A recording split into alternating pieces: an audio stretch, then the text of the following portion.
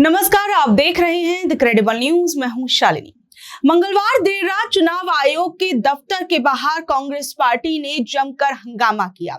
दरअसल कांग्रेस की एक बड़ी नेता मीनाक्षी नटराजन का राज्यसभा चुनाव का नामांकन रद्द होने के बाद कांग्रेस ने इसका जोरदार विरोध किया। कांग्रेस नेताओं का कहना है कि उनका नामांकन गलत तरीके से रद्द किया गया है। दिल्ली में कांग्रेस के कई बड़े नेता जैसे केसी वेणुगोपाल, सचिन पायलट, भूपेश बघेल और जयराम रमेश चुनाव आयोग को शिकायत देने पहुंचे थे उस दफ्तर में, लेकिन सुरक्षा कर्मियों ने उन्हें अंदर ही नहीं जाने दिया। फिर आप थोड़ी देर बाद बस ये कहानी मत बताइए, ये कहानी मत बताइए, ये आप कहानी मत बताइए। कहानी की बात नहीं है। आ जाओ यार, अपना काम ना करूँगा क्या? वेटिंग रूम में बैठ नहीं सकते, वेटिंग रूम में नहीं आएगा, वेटिंग रूम में नहीं क्या? ये क्या बात कर रहे हो यार? मुझे उस कहानी को सुना रहे हो। मैं 35 साल से मैं सांसद हूँ, मैं कैबिनेट मंत्री रह चुका हूँ। क्या बात कर रहे हो? वेटिंग रूम में भी नहीं जा सकते?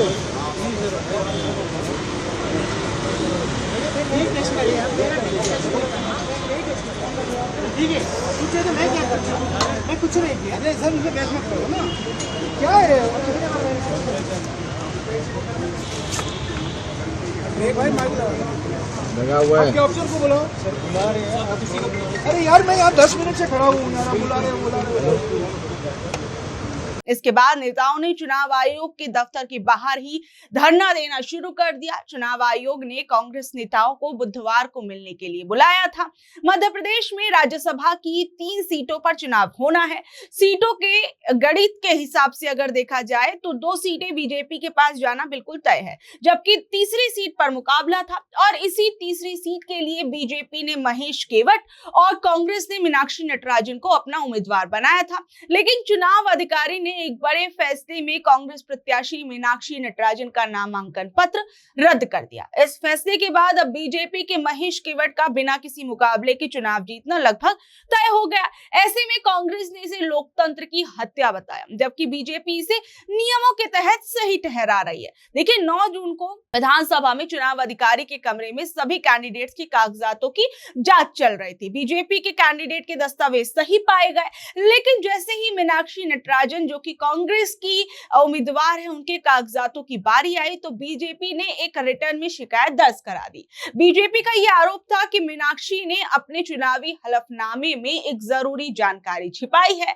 असल में तेलंगाना की एक अदालत ने मीनाक्षी नटराजन के खिलाफ एक निजी शिकायत दर्ज की थी, जिस पर कोर्ट ने उन्हें पेश होने का नोटिस दिया था और चुनाव अधिकारी ने यह कहा कि मीनाक्षी को इस केस की जानकारी थी, फिर भी उन्होंने इसे अपने फॉर्म में नहीं लिखा और इसी आधार पर उनका जो फॉर्म था उसे अधूरा माना गया और नियमों के तहत मीनाक्षी नटराजन का नामांकन रद्द कर दिया गया। वहीं कांग्रेस कह रही है कि ये जानबूझकर किया गया है। कांग्रेस इस मामले को सुप्रीम कोर्ट तक ले जाने की तैयारी कर रही है।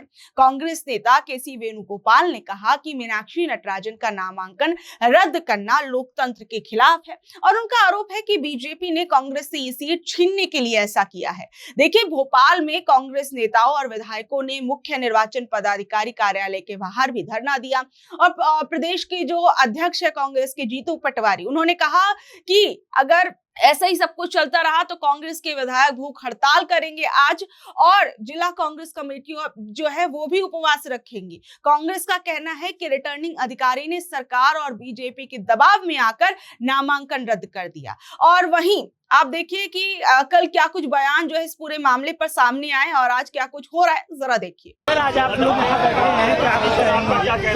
चुनाव आयोग के रिटर्निंग ऑफिसर ने जिस प्रकार से आज निरस्त किया फॉर्म, उसका कोई आधार नहीं था। कानून से ऊपर नहीं हो सकते रिटर्निंग ऑफिसर, निर्वाचन आयोग से ऊपर नहीं हो सकते, नियम से ऊपर, सुप्रीम कोर्ट की गाइडलाइन के ऊपर नहीं हो सकते। हम यहाँ पे आए ज्ञापन देने, इस पर विचार हो। ये गलत तरीके से रिटर्निंग ऑफिसर ने जो किया, रिटर्निंग ऑफिसर पर केस हो इस गलत को लेके और इस फॉर्म को वैलिड किया जाए, इस मांग को लेके आए, ताला लगा है। निर्वाचन आयोग सुनना नहीं चाहता। क्या भारतीय जनता पार्टी का एजेंट बन गया है? क्या कुछ करना चाहिए? धरना हमारा चालू रहेगा। चुनाव आयोग को हमारी बात को सुनना पड़ेगा। ये हमारी शुरुआत है। कल पूरे प्रदेश के अंदर धरना दिया जाएगा। सेंटर से हुई भोपाल से मैं मानता हूँ ये निर्णायक लड़ाई लड़ी। सर यहाँ बैठ के आप लोग प्रदर्शन कर रहे हैं, क्या हो चुका है? आज राज्य सभा की सीट को लेकर कांग्रेस पार्टी के प्रत्याशी का जिस तरह से नामांकन रद्द किया है वो पूरी तरह से आधारहीन है। किसी भी प्रकार का उनका फॉर्म रिजेक्ट करने का कोई आधार नहीं है। और कोई भी जो हम जब नॉमिनेशन करते हैं उसमें जब फॉर्म में कोई ऐसा कालम नहीं था कि अगर किसी को नोटिस जारी हुआ है, अपराध साबित नहीं हुआ, कहीं कोई केस रजिस्टर्ड नहीं है, उसकी जानकारी देने का कहीं कोई प्रावधान ही नहीं है। तो जब जानकारी का कोई प्रावधान नहीं है तो अपने आप कोई जानकारी देगा नहीं और कहीं केस रजिस्टर्ड नहीं है। जानबूझ के भारतीय जनता पार्टी के इशारे पे हमारे प्रत्याशी का फॉर्म रिजेक्ट किया गया है और ये लूट है। सीधे सीधे लोकतंत्र का गला घोटने का काम भारतीय जनता पार्टी के नेताओं के, भारतीय जनता पार्टी के सरकार के इशारे पे यहाँ के मध्य प्रदेश विधानसभा में जो निर्वाचन अधिकारी जो आरएसएस से जुड़े हुए हैं, ऐसा बोलते हैं लोग, हम तो यही कहेंगे क्योंकि उन्होंने न्याय संगत कार्रवाई नहीं की है। इसीलिए आज हम लोग मध्य प्रदेश मुख्य निर्वाचन आयोग के कार्यालय के बाहर हम लोग गुहार लगाने के लिए आए हैं। और भारत सरकार, भारत का जो मुख्य निर्वाचन आयुक्त है वहाँ हमारे दिल्ली के वरिष्ठ नेता लोग वहाँ गुहार लगाने के लिए गए हैं कि निर्वाचन आयोग निष्पक्ष निर्वाचन कराए और इस तरह से चोरी करके, इस तरह से डकैती डालने का, लोकतंत्र का गला घोटने का काम नहीं करें। यही हम लोग की मांग है। आज भोपाल में निर्वाचन आयोग ने लोकतंत्र की सबसे बड़ा हत्याकांड किया है। जिस तरीके से महिला आरक्षण की बात करने वाला भारतीय जनता पार्टी और नरेंद्र मोदी का दल एक महिला के निर्वाचन को बिना नियमों से रद्द करना, ये देश की भावी पीढ़ी के साथ एक तरह से हत्या हो रही है, लोकतंत्र की हत्या हो रही है। ये सौभाग्य है हमारा कि हमें अवसर मिला इस लड़ाई को पूरे देश में निर्णायक रूप में ले जाने का। मध्य प्रदेश की आम जन, मध्य प्रदेश की जनता, मध्य प्रदेश के परिवार, मध्य प्रदेश के जैन इस लड़ाई को देश में चरण तक लेके जाएगी। लोकतंत्र बचाना है। ये देश के लोकतंत्र की आजादी की लड़ाई की शुरुआत है। ये लगातार लड़ने वाली लड़ाई है। ये एक दिन की लड़ाई बची नहीं। अब देश का लोकतंत्र बचाना है। लड़ाई चलती रहेगी जब तक नरेंद्र मोदी सत्ता से बेदखल नहीं होता। तो निर्वाचन आयोग देश का नहीं होता, ये बीजेपी का निर्वाचन आयोग है। आपको लाइन से प्रदेश प्रभारी हरीश पुरी और प्रदेश देश ने पहले वोट चोरी देखी और आज सीट चोरी देखी।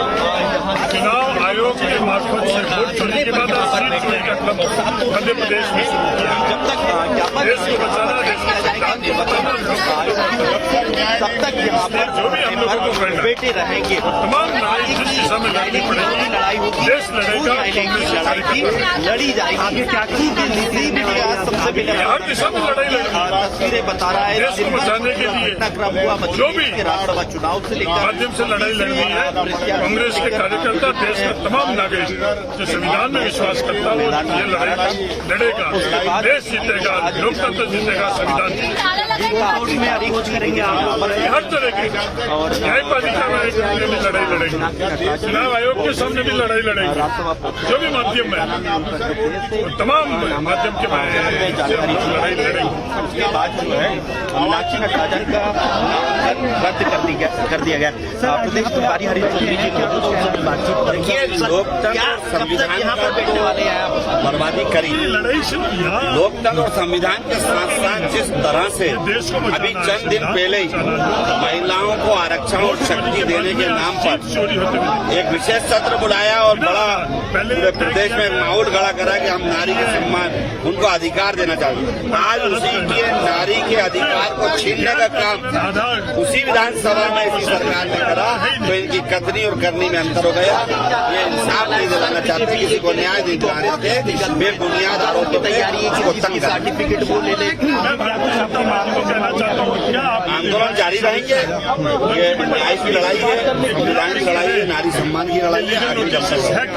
यही तो देश देख रहा है, पूरा देश देख रहा है। आपने कहां खड़ा कर दिया देश को, ये सब समझ रहे हैं लोग। सर लेकिन ये इस मामले को कैसे देखते हैं आप? वो कह रहे हैं कि अब तो बिल्कुल इलेक्शन जो है आरओ ने तुरंत कल आपके हाथ। मैंने तो बहुत पहले कहा था कि इलेक्शन कमीशन में कुर्सी डाल दीजिए कि भाजपा से जो पर्ची लेकर आए उसको जीत का सर्टिफिकेट दे दो। चुनाव की जरूरत क्या है? क्यों इतने पैसे खर्च कर रहे हो? जब आपको यही करना है तो फिर चुनाव की जरूरत क्या है? वहीं पर डाल दो कुर्सी और जा करके पर्ची मिलेगी भाजपा ऑफिस से, इलेक्शन कमीशन से सर्टिफिकेट मिलेगा और मौज लो। कहां फिर चुनाव करेगा मतलब? तो बहरहाल अब ये देखा जाएगा कि मामला कहां तक जाता है, क्योंकि अब कांग्रेस जो है वो भी पीछे हटने को तैयार नहीं। उनका साफ तौर पर कहना है कि जानबूझकर मीनाक्षी नटराजन का जो नामांकन था उसे रद्द कर दिया गया और एक ये सोची समझी चाल है। तो बहरहाल आप लोग इस खबर पर क्या कुछ कहेंगे, नीचे दे कमेंट बॉक्स में अपनी राय जरूर बताइएगा और ऐसे ही अपडेट से जुड़े रहने के लिए देखते रहिए द क्रेडिबल न्यूज। मैं हूं शालिनी, धन्यवाद।